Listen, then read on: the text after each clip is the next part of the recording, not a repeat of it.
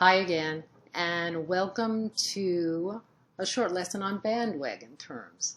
Bandwagon terms refer to the language that enters the popular discourse when either a scientist or an expert uses them, and lo and behold, the media picks them up, and we're hearing them everywhere.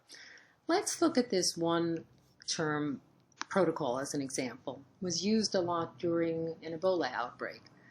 Tom Frieden, the director of CDC, says on TV, at some point there was a breach in protocol, and that breach in protocol resulted in this infection. The protocols work, but we know that even a single lapse or breach can result in infection. So the reader or the listener is left to think, gee, protocol, I'm hearing that now on TV, reading it on the web perhaps. What could it mean? Is it a tool? Is it a doctor? Same thing when we hear new terms like spores and novel viruses, quarantine, storm surge.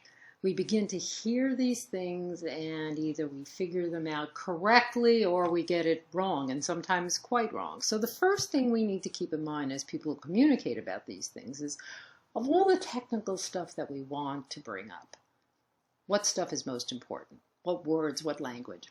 How likely is it that the average to low literate reader or listener actually knows or understands these terms? And then we need to use tools and strategies to make these important terms understandable. Basic rules are, obviously, use short, easy to read definitions and synonyms. Or hovers if you're doing a web page to explain these terms.